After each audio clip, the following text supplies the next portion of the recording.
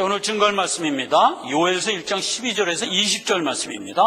포도나무가 시들었고 무화과나무가 말랐으며 석류나무와 대추나무와 사과나무와 및 밭의 모든 나무가 다 시들었으니 이러므로 인간의 희락이 말랐도다. 제사장들아 너희는 굵은 배로 동이고 슬피 울지어다. 단에 수정드는 자들아 너희는 곡할지어다.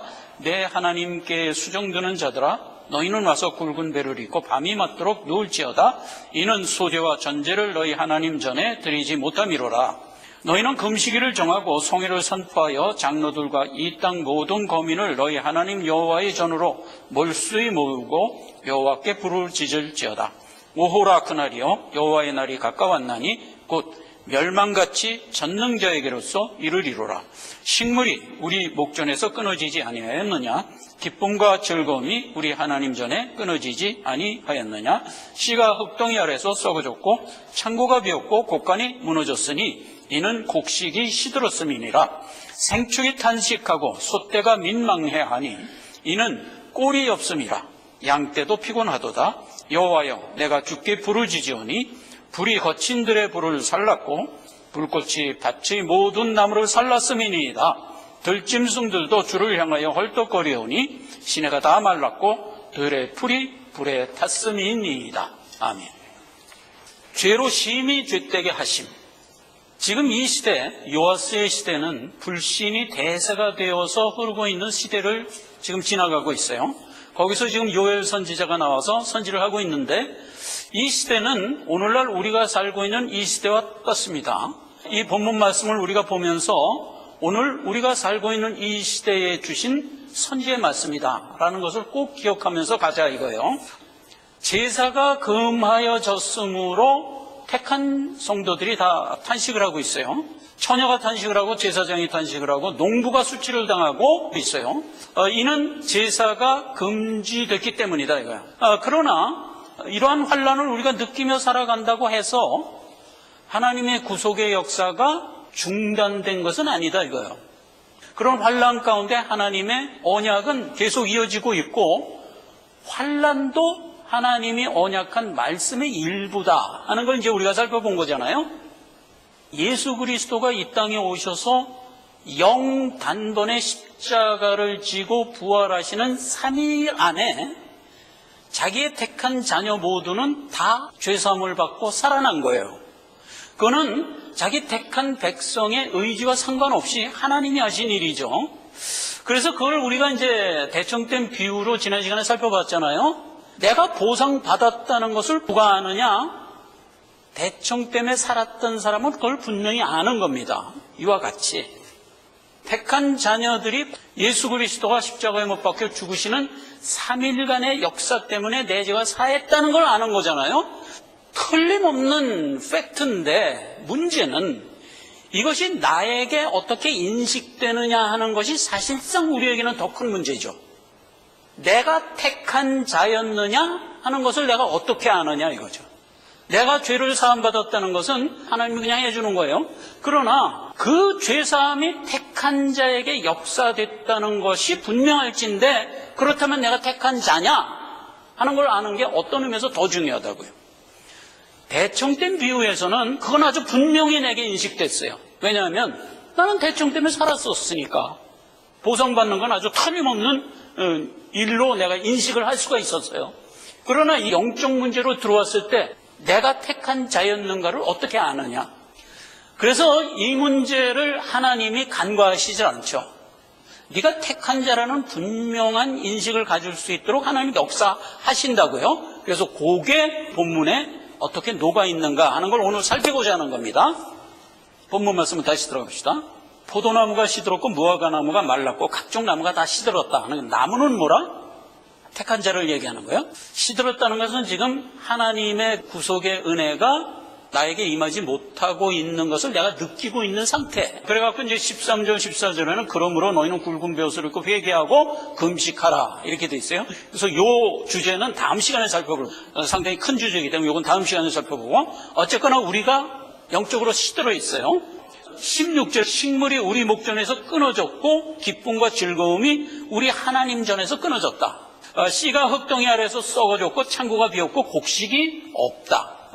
그 다음에 18절에 생축이 탄식하고 소떼가 민망해하는데 이는 꼴이 없음이라. 그 다음에 19절에 그래서 내가 주께 부르짖으오니 이는 모든 들의 풀이 말랐고 곡식이 다 사라졌기 때문이다. 20절 들짐승도 주를 향하여 헐떡거리오니 시내가 다 말랐고 들의 풀이 불에 탔음이라. 그래서 결국 내가 시들고 말라버린 것을 무엇에 기인돼서 느끼고 있냐 하면은 여호와의 내게 베풀어 주시는 양식과 꼴이 없어졌음을 인합니다 이거예요. 그러니까 하나님이 내게 베풀어 주시는 말씀의 은혜가 다 지금 어떤 의미에서 막혀 있는 거예요. 그렇게 막혀 있는 상황 때문에 내가 어떻게 느끼고 있다? 시들어져 있다 하는 얘기예요. 자, 이 시들다는 말은 히브리어로 야베시라는 말인데요. 세 가지 의미가 있어요. 첫째는 말라버렸다. 두 번째는 애곡했다. 농부가 애곡하고 처녀가 애곡했다 할 때 그 애곡이 야벳이라는 말로 썼어요. 그래서 같은 말이에요. 그 다음에 농부가 수치를 당한다 할 때 그 수치도 동일한 말로 썼어요. 야벳이에요. 그래서 여기서 이제 나무가 말랐고 포도나무가 말랐고 사과나무가 말랐다 하는 얘기는 내 택한 자들이 지금 다 시들었다 이거예요. 그래서 그 시들은 것이 어떤 의미로 우리에게 지금 설명되고 있냐면 내 택한 자들이 애곡하고 있고 수치를 당하고 있고 말라 있다 이거예요. 자, 그래서 애곡하고 수치를 당한다는 것은 모형에서는 내가 먹을 것이 없고 기근이 돼서 애곡한다 하는 거로 나타났지만 영적인 문제로 들어왔을 땐 하나님의 말씀이 끊기기 때문에 내가 애곡하는 거잖아요. 그래서 야벳이 말랐다라는 이 부분에 보면 우리의 구원이 암시되어 있어요. 창세기 8장 7절 까마귀를 내어놓음에 까마귀가 물이 땅에서 마르기까지 날아 왕래하였더라. 여호수아서 4장 23절 너희 하나님 여호와께서 요단물을 너희에게 마르게 하사 너희로 건너게 하신 것이 너희 하나님 여호와께서 우리 앞에 홍해를 말리시고 우리로 건너가게 하신 같았더라. 대홍수 때는 물이 말랐어요. 까마귀가 다시는 안 돌아왔죠. 그래서 물이 다 말랐구나. 이제 땅으로 내려가서 살자 해서 노아의 8식구가 구원을 받는 거예요. 그 다음에 홍해를 가를 때도 물이 말라서 애굽을 탈출하여 가나안 땅으로 홍해를 건너갔던 거고요. 요단강이 말랐을 때도 광야 40년을 통과해서 적과 꿀이오는 가나안 땅으로 마른 땅을 건너서 들어갔던 거잖아요.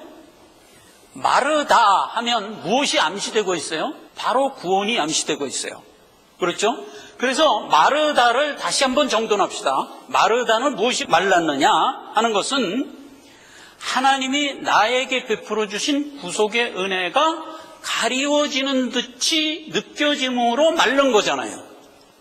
하나님이 내게 베풀어 주시는 어떤 고난, 애곡 이런 것들이 왜 주어졌느냐 하는 것은 바로 그렇게 말라 비틀어진 상태에서 그 다음으로 이어지는 게 구원이라는 것을 우리로 하여금 느끼게 하려고 라는 것이 배어 있다 이거죠. 자, 그 기조를 갖고 본문으로 들어가는 겁니다. 죄를 정결케 한다 할 때 히브리서 1장 3절에 보면 이렇게 되어 있어요. 이는 하나님의 영광의 강체시여 그 본체의 형상이시라 그의 능력의 말씀으로 만물을 붙드시며 죄를 정결케 하는 일을 하시고 높은 곳에 계신 위엄의 우편에 앉으셨느니라. 로마서 10장 17절에는 그러므로 믿음은 들음에서 나며 들음은 그리스도의 말씀으로 말미암느니라. 그래서 하나님의 말씀은 결국 우리에게 구속의 은혜를 베풀고 우리에게 믿음을 주는 주체예요. 말씀이 이 땅에 선포되는 것은 하나님의 구속사를 펼치고 있는 모습이에요. 그러면 하나님의 구속사는 두 모습이 있다고 그랬잖아요. 우리가 지지난 시간에 계속 살펴본 바예요. 한 모습은 구속, 한 모습은 죄를 멸하는 모습. 그러면 말씀이 이 땅에 증거됐을 때 두 모습으로 나타나요. 하나는 우리에게 믿음과 구속을 주시는 은혜, 또 하나는 죄를 소멸하고 죄를 징벌하는 모습이다 이거예요. 그래서 아까 창세기에서 물이 마름에 할 때 그 물은 뭐예요? 은혜의 말씀의 측면이 아니라 징벌의 측면이었죠. 그 징벌이 잦아들자 구원이 임한 거잖아요. 그래서 우리가 말씀을 대할 때 두 측면으로 항상 보란 말이에요. 히브리서 1장 3절 만물을 하나님이 붙드시며 우리에게 구속을 주시는 것이 뭐다? 하나님의 말씀. 우리에게 믿음을 주는 게 뭐다? 그리스도의 말씀. 그러나 말씀의 다른 측면도 있어요. 그건 뭐냐? 계시록 19장에 보면 그 나머지는 말탄 자의 입으로 나오는 검의 죽음에 모든 새가 그 고기로 배불리우더라. 또 계시록 2장 16절 그러므로 회개하라. 그렇지 않으면 내가 속히 임하여 내 입의 검으로 너희와 싸우리라. 버가모 교회에게 준 얘기죠. 자, 이 얘기가 말씀이 어떤 형태로 우리에게 임한 거예요? 심판과 징벌의 형태로 임한 거예요. 여기서 내 입의 검으로 저들을 진멸하리라 할 때 그 검이 뭐예요? 여호와의 말씀이잖아요. 그 다음 교회에게 줬을 때 회개하라. 그렇지 않으면 내 입의 검으로 내 안에 있는 니골라당의 교훈과 싸우리라. 그렇게 얘기할 때 그 싸우리라는 말씀인데 결국 어떤 형태로 우리에게 임하는 거예요? 징벌의 형태로 임하는 거예요. 그래서 내 안에 있는 죄성이 결국은 무릎을 꿇도록 역사하시는 그런 징벌의 형태라고요. 이참에 이것도 우리가 기억하면서 가야 돼요. 하나님의 징벌의 형태는 특별히 하나님이 무슨 역사를 해갖고 너희는 자식 말 안 들으니까 너 죽어봐라 하면서 이렇게 꼬집는 형태로 안 나타나요. 안 나타나요. 이거 절대로 성도들이 기억해야 돼요. 로마서입니다. 로마서 1장 24절에 보면 이렇게 돼 있어요. 신앙을 잃고 불신의 형태로 계속 살아가면 어떤 벌을 주는 게 아니라 이렇게 역사하세요. 그러므로 하나님께서 저희의 마음의 정욕대로 더러움에 내버려 두사 저희 몸을 서로 욕되게 하였으니 이는 저희가 하나님의 진리를 거짓 것으로 바꾸어 피조물을 조물주보다 더 경배하여 섬긴 것이라 주는 곧 영원히 찬송받으실 이로라. 세상 교훈을 붙들고 살아가면 그 자체가 죄잖아요. 죄가 우리에게 주는 오염이 우리를 오염시키게 해요. 그냥 내버려 두는 거예요, 하나님이. 그렇게 해서 그게 징벌이 되게 하고 그렇게 해서 그게 택한 자에게는 깨닫게 하는 은혜가 되게 하시는 거라고요. 이게 하나님이 말씀의 형태로 우리를 징계하는 모습이에요. 그래서 우리가 말씀을 들을 때 이게 내가 지금 잘못 가고 있구나를 깨닫게 하여 결국 돌이키게 하고 말씀이 실종되면 자연적으로 죄의 오염이 내 안에 임하는 거예요. 자, 그래서 이 말씀이 두 형태로 우리에게 나타날 때 하나는 은혜의 모습으로 하나는 징벌의 모습으로 우리에게 항상 역사한다. 그건 굉장히 중요한 겁니다. 왜냐하면 그렇게 역사하는 자가 누구죠? 택한 자라고요. 아까 내가 어떻게 택한 자인 줄 아느냐? 이게 굉장히 나에겐 중요한 화두예요. 택한 자라는 것만 알면 내가 구원받은 거는 그냥 자동적으로 이어지는 거잖아요. 그렇죠. 하나님이 택한 자를 위하여 십자가에 못 박혀 죽으셨으니까. 그러니까 내가 택한 자라는 것만 확인이 되면 구원받았다는 것은 그냥 자연적으로 임하는 거잖아요. 그렇다면 나에게 있어서 정말 중요한 건 뭐예요? 내가 어떻게 구원을 받을까 하고 노심초사하는 게 아니고 내가 과연 택한 자였는가를 아는 게 더 중요하죠. 그게 더 중요하다고요. 그래서 하나님이 너는 나의 택한 자라는 움직일 수 없는 증거를 이렇게 주고 있는 거예요. 사과나무가 시들고 포도나무가 시들고 나의 택한 자가 죄 중에 애통해하는 모습을 보이는 것, 이게 벌써 택한 자라는 증거라니까. 세상 사람들은 죄 중에 젖어 살면 그것이 애통이 안 된다고요. 절대로 애통이 안 된다고요. 죄를 즐기지. 여러분 항상 구약에 보면 신앙을 버리고 어디로 간다고 그랬어요? 아세라 목상으로 간다고 그랬잖아요. 세상의 음란이에요. 세상 사람들이 제일 선호하는 게 뭐죠? 세상 원리. 그걸 제일 선호하고 세상이 주는 쾌락 중에서 대표적인 걸 꼽으라면 뭐가 있나요? 음란이에요, 그게. 음란. 뭐 돈, 무슨 뭐 여러 가지가, 오락 뭐 여러 가지가 있지만 그 중에 가장 쾌락적으로 우선순위를 차지하고 있는 게 음란이라고요. 그래서 언제나 구약에는 모형에서 음란을 불신의 대명사로 세우는 거예요. 그렇듯이 오늘날 세상 사람들이 불신으로 살아가면 세상이 주는 여러 가지 죄의 그 쾌락들을 다 붙드는 거예요. 어떤 사람은 돈을 붙들고, 어떤 사람은 오락 붙들고, 어떤 사람은 게임 붙들고, 어떤 사람은 마약 붙들고, 어떤 사람은 음란 붙들고 하는 것으로 결국은 그걸 즐기며 살도록 돼 있죠. 그 불신자들은 세상이 그냥 마냥 즐거운 거예요. 절대로 세상 법대로 살아가는 것을 애통해하지 않는다고요. 그걸 애통해하는 게 벌써 택한 자라는 너무나 분명한 증거죠. 대청댐 예에서는 아주 분명했죠. 나는 대청 때문에 살았기 때문에 보상을 받았어. 내가 확실히 알 수 있었지. 근데 영적으로 들어와 보면 내가 택한 자라는 거 어떻게 확실히 할 수 있냐? 바로 그걸 보고 확실히 하는 거예요. 내가 세상 것을 향하여 언제나 애통해하더라 이거예요. 이건 택한 자만 가지고 있는 국면이라고요. 자, 그래서 그 얘기를 조금 더 들어가 봅시다. 지금 하나님이 역사하고 있는 구속사에는, 구속사는 이제 어느 기간이 있다고 그랬잖아요. 기간을 정해서 지금 이끌어 가고 있고 마지막 때가 되면 구속사 마감할 거예요. 그럼 구속사 내내 하나님이 베푸시는 손길 중에는 어떤 모습이 있냐 하면 죄는 심히 죄되게 하는 모습이 있어요. 이거는 누구를 위한 배려냐 하면 택한 자를 위한 배려예요. 하나님의 그 구속사의 손길 중에 역사인데 그걸 한번 보자고요. 마태복음 10장 26절, 마가복음 4장 22절에는 이 원칙을 근본적으로 예수님이 이렇게 얘기했어요. 그런즉 감추인 것이 드러나지 않을 것이 없고 숨은 것이 알려지지 않을 것이 없다. 마가복음에는 이 얘기를 조금 더 원칙적으로 했어요. 마가복음 4장 22절, 드러내려 하지 않고는 숨긴 것이 없고 나타내려 하지 않고는 감춘 것이 없느니라. 이건 아주 원칙적인 얘기로 준 거예요. 자, 보세요. 세상의 모든 감춰진 것은 왜 있다? 드러내려고 존재하는 거래요.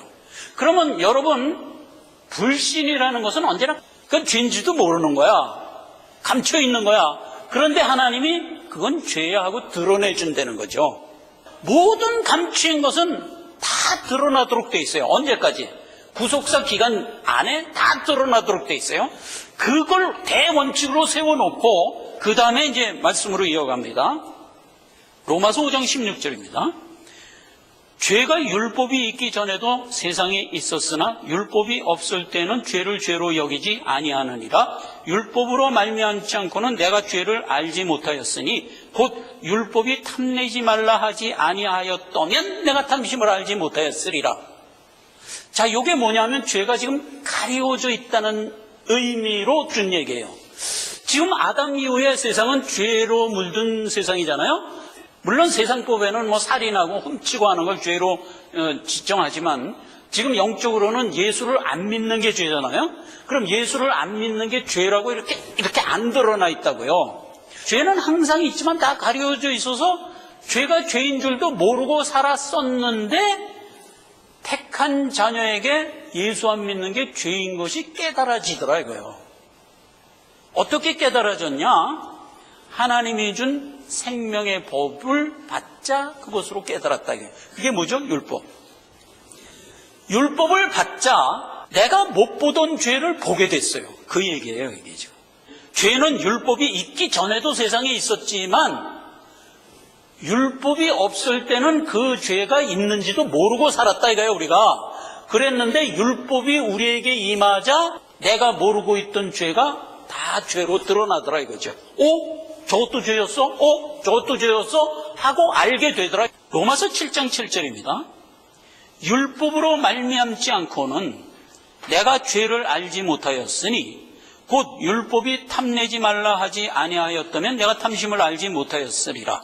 그러나 죄가 기회를 타서 계명으로 말미암아 내 속에서 각양 탐심을 이루었나니 이는 법이 없으면 죄가 죽은 것이라. 오직 죄가 죄로 드러나기 위하여 계명으로 말미암아 죄로 심히 죄되게 하였느니라. 율법이 없으면 죄가 죽은 것이라는 것은 죄 자체가 없다는 뜻이 아니라 죄를 죄로 여기지 않았다 이 뜻이에요. 그래서 율법이 없으면 죄를 죄로 안 여겼어요. 그런데 율법이 오자 죄가 드러났고 심히 죄되게 되었다. 이 얘기예요. 자, 이것은 전적으로 택한 자를 위한 배려예요. 그래서 로마서 5장 20절에는 기막힌 결론으로 이렇게 얘기를 합니다. 율법이 가입한 것은 범죄를 더하게 하려 함이라. 그러나 죄가 더한 것에 은혜가 더욱 넘쳤나니 은혜로 말미암아 의의 왕이 되게 하려 함이라. 범죄를 더하게 하여 죄가 넘치고 심히 죄되게 된 상황에서 무엇이 보이기 시작했다? 은혜가 보이기 시작했다 이거예요. 대청댐에서 내 집이 물에 잠겨갖고 망연자실하게 쳐다보고 있을 때 복음이 들렸죠? 이놈아, 망연자실을 꼽소. 네 집은 이미 보상이 돼서 청주 시내에 아파트가 이미 지어졌어. 거기 가서 살면 돼. 이렇게 얘기하니까 아 그래요 하고 감사하면서 내가 갔듯이 죄가 심히 죄대가 돼서 망연자실해갖고 애곡하고 있는 나에게 이놈아, 예수님이 십자가에 못 박혀 죽는 영단번의 3일 사이에 네 죄는 사함받았어. 너는 택한 자기 때문에 사함받았어 라고 얘기를 하자 아 그래요?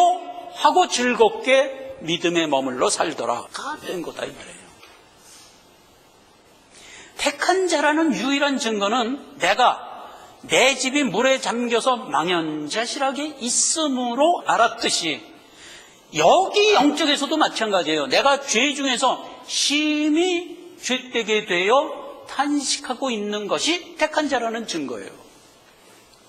여러분, 마태복음에서 주님이 교훈할 때 감추인 것은 다 드러나도록 돼 있다. 죄는 다 드러나도록 돼 있다. 그래서 세상에는 지금 구속사 마감하기 전까지 죄는 다 드러날 거예요. 드러나는 죄는 택자와 불택자에게 드러나는 시점이 틀려요. 어떻게 틀리냐? 택자는 자기 일생 중에 내 죄가 드러나도록 깨닫게 함으로써 나로 하여금 택자라는 것을 인식하게 하고 구원으로 이끌어요. 그런데 불택자들은 자기 일생 중에 자기가 죄 중에 있다는 것이 안 드러나요. 불택자에게는 그게 언제 드러난다? 주님 재림할 때 드러난다 이거예요. 그러면 이미 때는 늦은 거예요. 그렇게 성경은 기록하고 있어요. 그래서 그 문구를 읽고 이 시간을 마치려고 합니다. 히브리서 10장 22절입니다. 우리가 마음의 뿌림을 받아 양심의 악을 깨닫고 몸을 맑은 물로 씻었으니 참마음과 온전한 믿음으로 하나님께 나아가자. 우리가 애통하고 죄에 슬퍼할 때 내 죄가 인식됨으로 하여 하나님의 은혜로 나갈 수가 있었다. 이게 히브리서예요. 마태복음 13장 16절에도 너희 눈은 봄으로 너희 귀는 들음으로 복이 있도다. 그러므로 하나님의 말씀에 의하여 우리는 죄를 확인하고 내가 죄인이었구나를 인식하게 함으로써 복이 있게 했다 이거예요. 이게 택자에게 역사하는 죄로 심히 죄되게 해서 우리를 은혜 가운데로 인도하시는 하나님의 손길이에요. 그런데 불택자는 어때냐? 요한복음 12장 40절 저희 눈은 멀게 하시고 저희 마음은 완고하게 하셨으니 이는 저희로 하여금 눈으로 보고 마음으로 깨닫고 돌이켜 내게 고침을 받지 못하게 하려 함이라. 이거는 이제 이사야서에서 이미 예언됐던 얘기죠. 그걸 이제 예수님이 다시 원형해서 우리에게 얘기한 거예요. 그래서 불택자에게는 눈이 있고 귀가 있어도 죄를 보지 못하는 거예요. 죄를 보지 못하니까 하나님의 구속의 은혜를 소망으로 바라볼 수도 없게 돼 있는 거죠. 그러니까 그냥 멸망으로 이어질 수밖에 없는 거고. 그래서 계시록 1장 7절에는 이렇게 돼 있어요. 볼지어다 구름을 타고 오시리라. 주님이 재림하는 거예요. 각인의 눈에 그를 보겠고 그를 찌른 자도 볼터이요 땅에 있는 모든 족속이 그를 인하여 애곡하리니 그러하리라. 예수를 찌른 그 불택자들이 그때서야 예수의 재림 때 자기 죄를 바라보게 돼 있는 거예요. 그러나 때는 늦은 거예요. 때는 늦은 거예요. 이 얘기는 예수님이 거지와 나사로 비유해서 거지를 아브라함 품으로 인도했죠. 그 다음에 부자는 음부로, 그때 부자가 거기서 자기가 죄인이었다는 것을 깨닫잖아요.